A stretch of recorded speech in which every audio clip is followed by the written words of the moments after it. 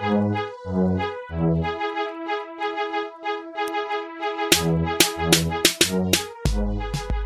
is Off Air, the podcast series. Welcome to it. My name is Tobegani. Thank you for making time to listen to this voice once again. A special welcome to those who are listening for the first time. I can only hope to keep you as permanent listeners and followers of this podcast.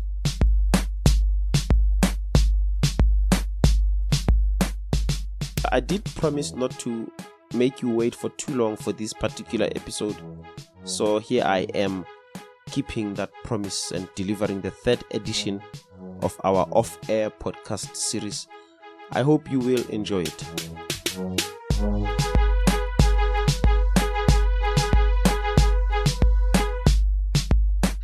Well, let's start today's show on a positive note. Just before I started recording, I was going through Facebook and I saw that the Ndlovu Youth Choir from Limpopo, you would know that they are taking part in this year's edition of America's Got Talent, and they have just made it into the semi-finals of the show. I think that's good news, and they deserve to be celebrated. They're representing the whole of South Africa with distinction. In fact, they're representing the whole of Africa up there. So I was thinking, what would it take for them to go all the way and win the whole competition? So I thought maybe just if they could just add one member in their choir, just one guy would actually give them the X factor, or give them the advantage going forward. I'm not talking about myself. I'm not I can't even sing to save my life, but there's a guy I had in mind that could add some value into the choir. Not to say that the choir is not good enough. No, they're very good. That's why they got to where they are. I mean, semi-finals of America's Got Talent is nothing small. Hey?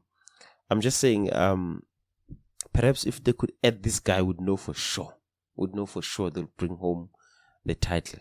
This guy over here. Yeah, actually. Moya,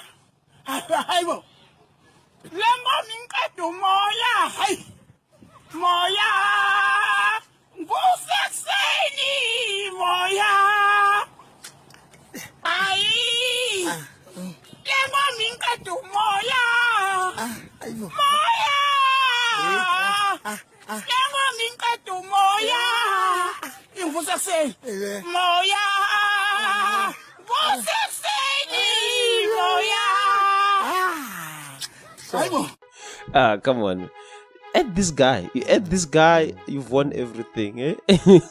In Vusakseni. Man. We can only hope everything goes well in the United States for this choir, and hopefully they bring it home. That's all we can hope for. Eh?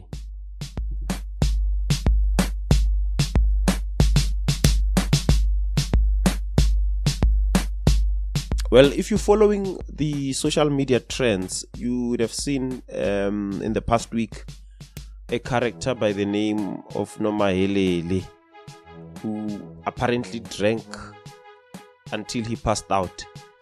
Well, that's nothing new. We've seen that happen before. But there's a woman there who I think, if I could be mistaken, but it seems that's his mother who comes to carry him in a wheelbarrow. Do you know how embarrassing it is to be carried in a wheelbarrow just because you got so drunk to a point where you pass out? He's carried in a wheelbarrow there because he passed out.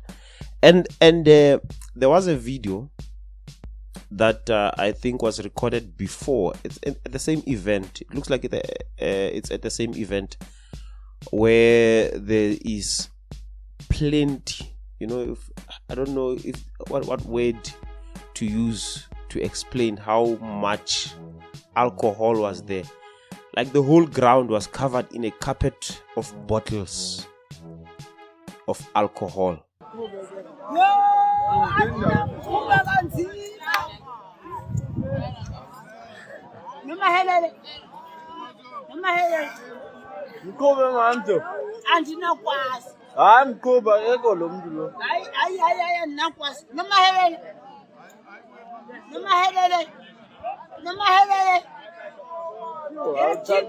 Here. These guys drink. Yes. Now, on a separate incident, I assume that this previous incident I was talking about just now was captured in the Eastern Cape. I could be mistaken, but this other one took place in Nyanga. Nyanga is a township near Cape Town in the Western Cape, where people of all ages and all both genders, male and female, went to loot an alcohol truck that carries alcohol. I don't know whether it was stuck or what is it that was happening there, but there's a video of people being captured carrying alcohol they took from that truck. Without others are even walking with no shame, carrying crates and cases of beer, taking it home. Others are loading it in their cars. Yeah, I know, guys, we drink a lot. No, alcohol is important to us. So I went and looked on the internet to see, are we not highest consumers of alcohol in the world? And quite interestingly, we are not even in the top 10. We are in the top 20. We are number 19, and we're number 3 in Africa in terms of alcohol consumption. But if we were to, my view is that if we were to remove Eastern Cape and Western Cape out of South Africa, I would not even be in the top 50, because I think most of our alcohol is consumed down there. I know some of you think it's Gauteng, but Gauteng it's because of the population density, obviously. But yeah, those people drink. Now, then I remembered this guy.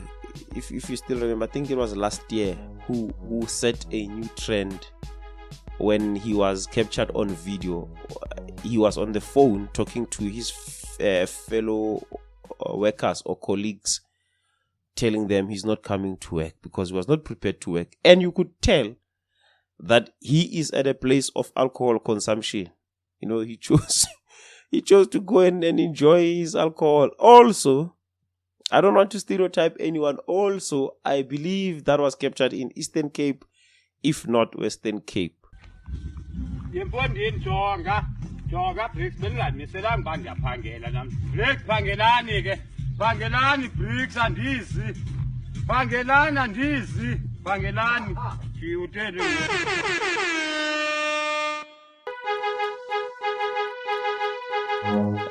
This would be the last episode we have in the month of August, so I thought I should pay tribute to our Mbogotos out there and say we love you. I just wanted to dedicate this section of the show or of this episode to say we appreciate you for who you are, as you are, and we love you, and happy Women's Month. And there are many things we could say about women. Without you, who could we be if not for you? So you are the thread that holds this fabric called a nation together. Without you, we fall apart. So enjoy what is left of this Women's Month, and please be nice to each other.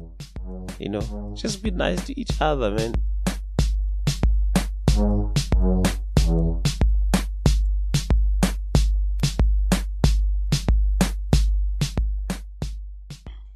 So a friend of mine who is also a follower and a listener of this podcast was accusing me a few days ago, last week, saying I am perpetuating some kind of propaganda with my podcast series. Looking at the first 2 episodes and what I've said, or my contribution on relationships in those 2 episodes, is both negative and discouraging. So he was saying I'm scaring people away or from relationships, so people would not be as enthusiastic when they think of relationships based on my 2 episodes. And I can understand why he said that. I mean, we had 2 episodes and I spoke about relationships, and there's nothing positive really that has been happening. Remember, I said this show is going to be based largely on what is happening in social media, and also things that are happening in general that caught my attention. So unfortunately, but just coincidence that at the time that I was recording the 2 episodes, those first 2 episodes, there were things that are happening with well-known people in their love lives and stuff like that. So I'm not in any way trying to scare people away from committing themselves to romantic partners.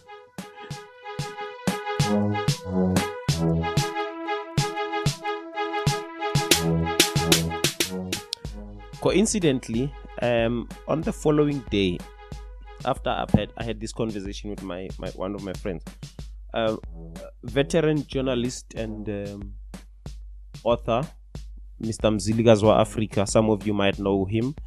On Twitter, he is I am Mzilikazi. You can follow him. He usually does these things where he sets a trend by writing the same line and posting different pictures under the same line. So on this day, on the 21st of August, he actually posted the following line with different pictures, tweet after tweet. The line says, "Nakupenda, love like you have never been had before, and kiss like it is your last kiss." Then there's so many beautiful pictures of various people. Some of them are known people, some of them I really don't know them. The likes of the Fergusons are there. There's also Tony Koroge and his wife. There's Zex Bantwini and wife. There's Zem Kuna and wife.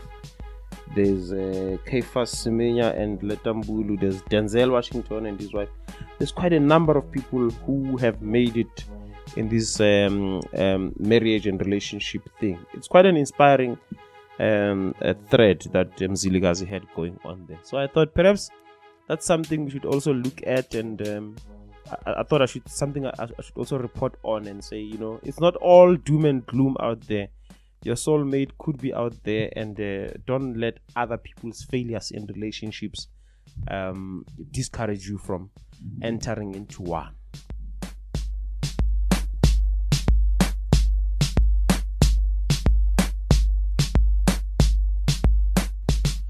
So, as part of my contribution to the trend that was actually started by Mr. Mzilikazi wa Africa, I thought I should share with you a post that I shared on Facebook about 3 years ago. Sometimes you find yourself trying to encourage others and motivate others, and you find yourself actually being motivated by the things that you are saying or that you are writing. So this time, I think it was on the 24th of December, on Christmas Eve of 2016, I wrote a post which to this day I still go back and look at it and think to myself, yeah, I was wearing my thinking cap on that day, because it actually also motivates me, and I find it very encouraging in terms of relationships and stuff like that. So I've decided to wrap up today's show. I'm going to just read you this post because it's quite a long post, and I want you to listen carefully. And also those who are following us on our Facebook page, I am going to copy and paste it on our Facebook page. Remember, you just type in off air, find the page and like there, and you'll also find the links to all our episodes. So it reads as follows. In one of Tyler Perry's movies, I can't remember which one, there's a character who in one scene says, "I do not love my wife every day."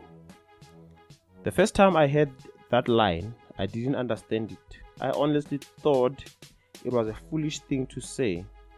But upon thinking about it, I realized, actually, this is the most honest thing he could have said. You see, feelings change all the time.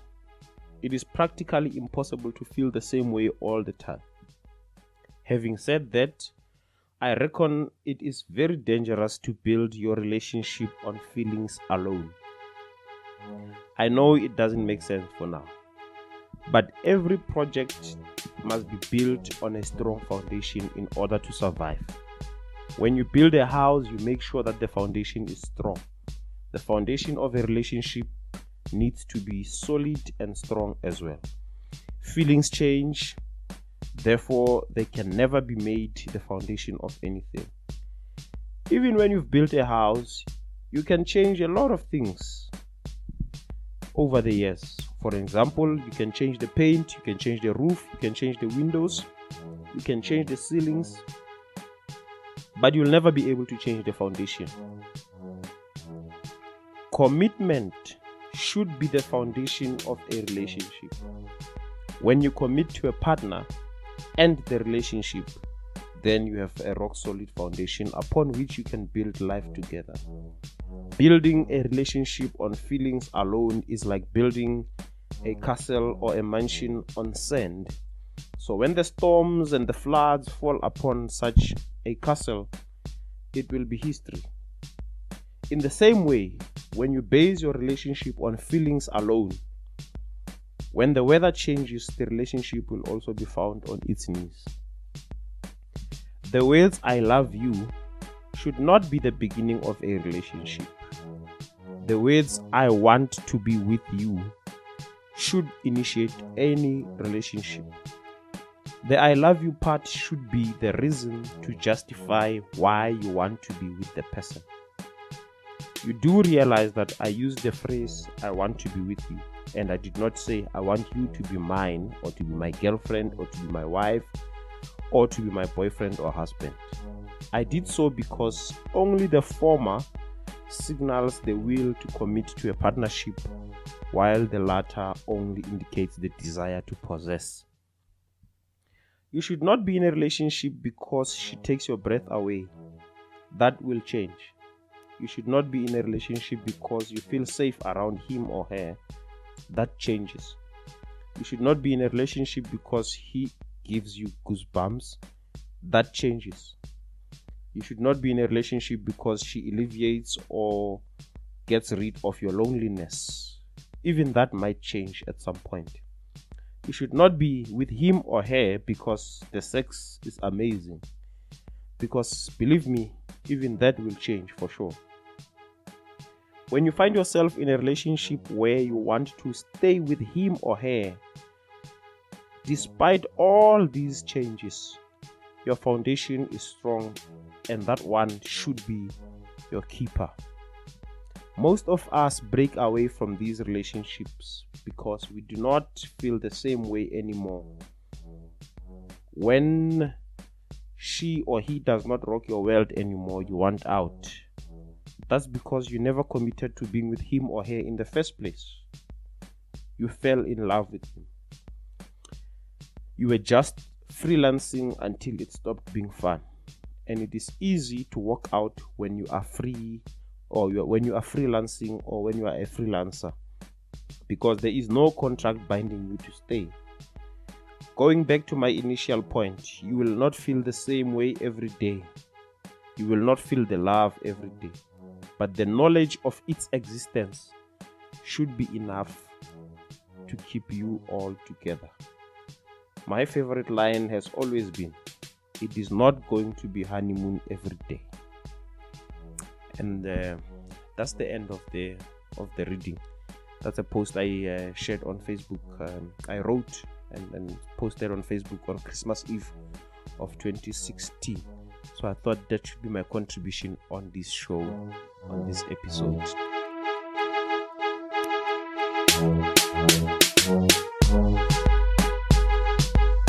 That brings us to the end of the third episode of the Off-Air podcast series. Thank you so much, ladies and gentlemen, for making time to listen to the show. I cannot thank you enough. So thank you so much.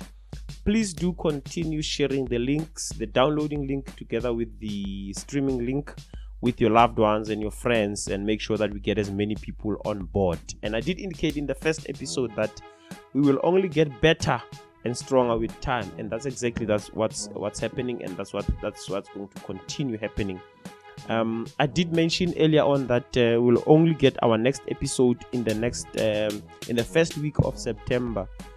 So we won't have an episode in that last week of August because of the schedule. When I'm looking at the schedule, I don't think it will be possible for us to have an episode in the last week of August. So expect the next episode on the first week of September. Until then, stay safe and stay blessed, and remember, the mouth is for eating.